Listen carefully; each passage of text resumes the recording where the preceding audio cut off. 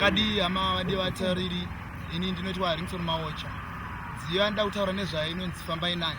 Tinoona kuti pose patinenge tiri tinochengetwa neupenyu hwaMwari. Nazvino hatikwanisi kufamba tichitoga Mwari vasipo. Pose patinenge tiri ndinokurudzira kuti ngatifambe naJesu, nekuti ukaona pane pamwe paunenge uchiita chakaipa ukangofunga nezvaJesu unobva mazviri izvozvo.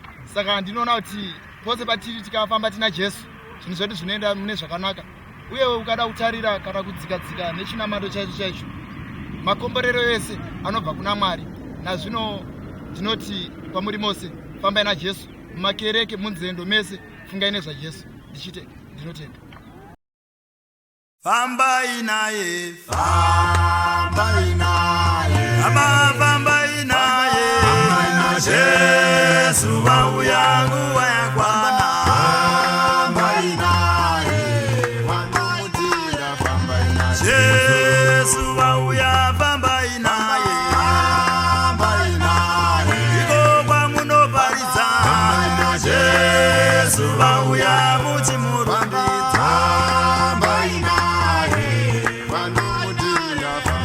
Jesu wauya wana baba,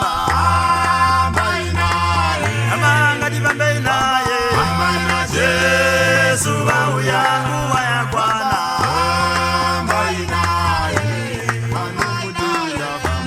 Jesu wauya garai naye,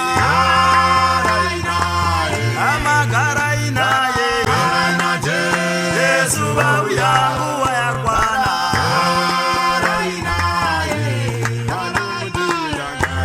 Jesu wauya garai naye, amagarai naye, Jesu wauya muchimunamata.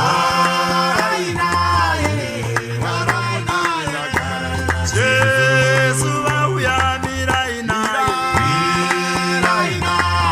amamirai naye, Jesu wauya nguva yakwana.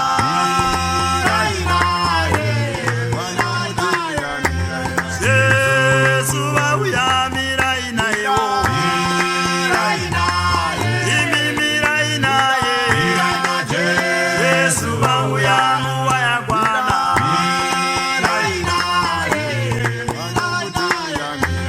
Jesu wauya mirai naye,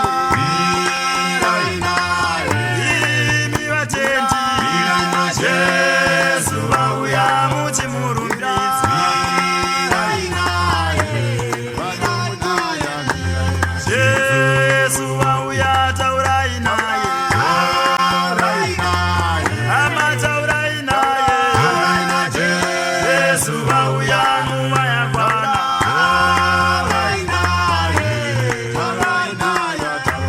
Jesu wauya taurai naye, amataurai naye, Jesu wauya nguva yakwana.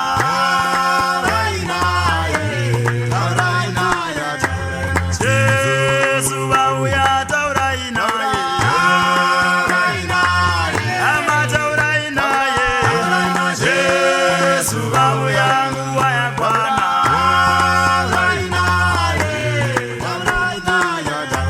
Jesu wauya taurai naye, imi vatendi, Jesu wauya muchimurumbidza. Jesu wauya fambai naye, iko kwamunoparidza, Jesu wauya nguva yakwana.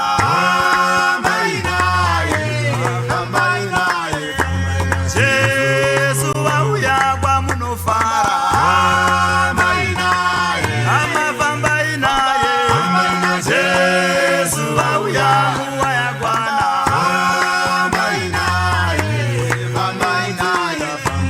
Jesu wauya fambai naye, ipo parwendo, Jesu wauya nguva yakwana.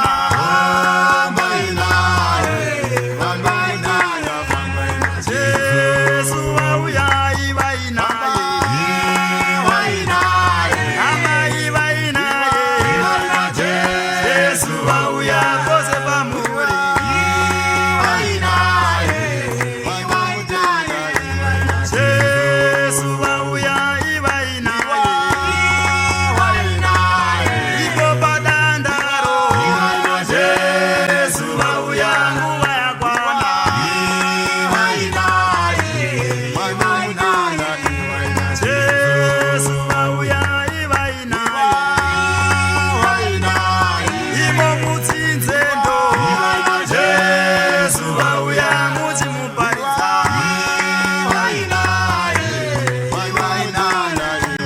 Jesu vauya ivai naye.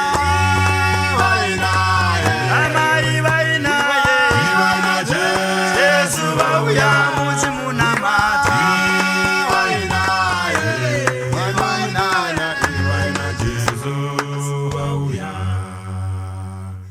Yeah.